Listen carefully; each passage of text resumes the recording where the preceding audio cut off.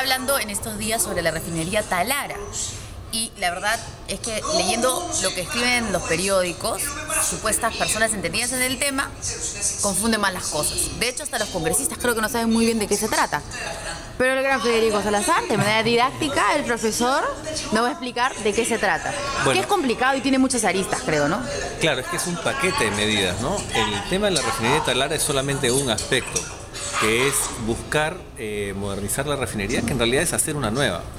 ¿Y por qué no modernizar la que ya está? Porque sería mucho más costoso que hacer una nueva. O sea, es como cuando tienes una casa mal construida o construida para otras cosas y quieres remodelarla, la remodelación te sale más cara que comprarte una nueva. Que comprar una nueva, un carro nuevo, digamos, ¿no?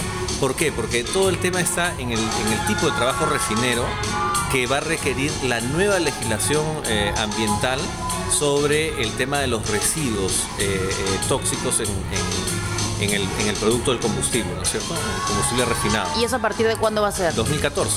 ¿Pero ahorita? Claro, o sea, eso tiene que acelerarse, ¿no es cierto?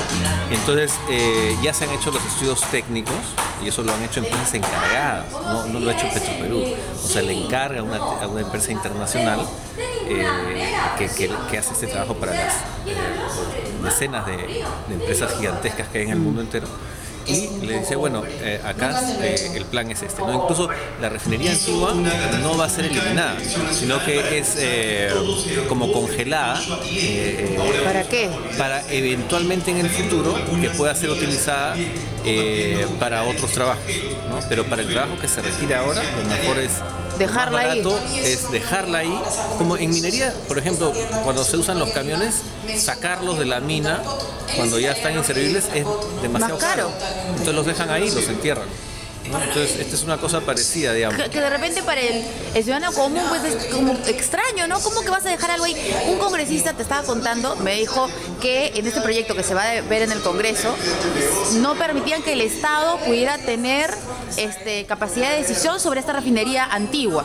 Entonces yo le dije, según lo que habíamos conversado antes tú y yo, pero es que esa no va a servir. Y me dijo, claro que sí, ¿va a servir? No sirve para la nueva refinación que se necesita hacer, y esa refinación se necesita también para trasladar todo el petróleo que se va a sacar de la selva y para hacer, además va a poner en valor el oleoducto norperuano, porque todos esos petróleos, y no solo los de Petroperú, también de otras petroleras, tienen que ser puestos en puerto, ¿no? Entonces, y tienen que ser refinados, porque el petróleo peruano es un petróleo muy denso. Entonces necesita el trabajo para ponerle valor a nuestra materia prima. Tenemos que convertirlo en combustible. Y ponerle a nivel internacional. Así es. Ahora, con la nueva legislación. Exacto, que vamos a ver si es que el Congreso entiende esto, que me parece complicado, y no sé si ellos pueden... En realidad, si les explican, yo creo que podrían entender. Anda pues al Congreso. Pero creo que, no sé, no les han dado tiempo para explicar. Y es complejo, ¿no? No es complicado, pero complejo. Sí. Ahora, otra cosa. A ver, hay algunos que dicen, pero ¿para qué hacer una nueva refinería? ¿Por qué no dejamos eso de lado? ¿Acaso no tenemos otras prioridades en el país? ¿Por qué el Estado? No, después del Estado. Primero, si tenemos otras prioridades. Bueno, definitivamente tenemos muchas otras prioridades, pero el dinero que se está pensando utilizar para esta refinería no es del presupuesto general de la República. O sea, no es plata del Estado. No es plata del Estado, no le está quitando plata a las escuelas, a las carreteras. Ni a los doctores, ni a los jueces, ni al policía. Para que fuera del Estado tendría que estar en el presupuesto y no lo está. ¿Y de quién es esa plata? Entonces, ¿qué es lo que ha hecho Petroperú? Ha hecho un estudio diciendo, bueno, hacer esta refinería nos reportaría tales ingresos porque vamos a refinar el petróleo y lo vamos a vender como combustible y eso nos da un margen de utilidad. De ese margen de utilidad yo le puedo dar al que me dé el dinero.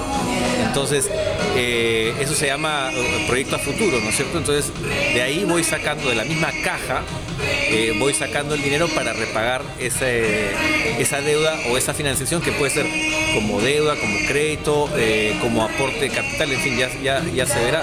Pero quien ponga esa plata, que son privados o por ejemplo las AFPs podrían invertir ahí. Las AFPs necesitan inversiones de largo plazo que aseguren los fondos de los pensionistas y esa sería una estupenda posibilidad Porque las AFPs tienen fondos hasta casi por 40.000 millones de dólares. Creo. Y si es así, ¿por qué entonces había la especulación de que era el ministro Castilla el que no daba luz verde para que esto se diera? Ya, lo que pasa es que el proyecto ha tenido que pasar por una serie de evaluaciones de los técnicos economistas para ver si realmente ese flujo de caja podía financiar a largo plazo el proyecto, porque el proyecto es de 2.730 millones de dólares, no es poca cosa, ¿no? Y a eso se le agrega todavía un adicional de más de 700 millones de dólares por el tema de circuitos adicionales eléctricos, por ejemplo, ¿no? Que son como 700 millones de dólares. Es una tarea bien compleja, ¿no? Entonces, eso se puede sacar también a licitación para que los inversionistas institucionales, o sea, la gente dedicada a invertir, por ejemplo, las AFPs, puedan acceder y comprar, digamos, parte de ese financiamiento futuro a cuenta de un porcentaje de las utilidades. Y entonces el ministro de Economía no es que estaba en contra, sino que estaba tratando de tener las cuentas claras para que esto sea... Eso estaba en proceso de evaluación en el MEF, y antes del MEF estuvo en COFIDE, y pasó la prueba de COFIDE, que castigó un poco los proyectos las proyecciones de utilidad que tenía Petroperú. El MEF también castigó un poco más, pero aún así queda un margen muy amplio de utilidades. Sí. Entonces, es un proyecto muy atractivo en realidad para quien quiere invertir ahí, ¿no? Ya, ¿qué te has vuelto pro-gobernista? ¿Qué? No, al contrario, porque creo que justamente lo que necesita Petroperú es que entren los privados, ¿no? ¿Y por qué no han salido a explicar esto, no es cierto? Porque suena sumamente atractivo, positivo para el país y sobre todo que el Estado no tiene que poner ni un centavo. Sí, y además yo creo que, por ejemplo, puede colaborar a hacer una especie de capitalismo popular en la medida en que, por ejemplo, puedan, si se involucran las AFPs, si sus analistas lo consideran conveniente, tendríamos que los pensionistas del Perú son dueños de la refinería. De alguna manera, claro. Yo creo que eso sería una fórmula además políticamente atractiva, ¿no? Pero el caso es que lo que hay que analizar es el flujo de caja del proyecto una vez que esté caminando.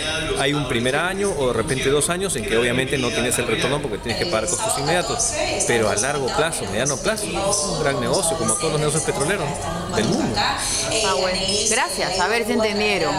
Flow, un grupo que está sonando muchísimo.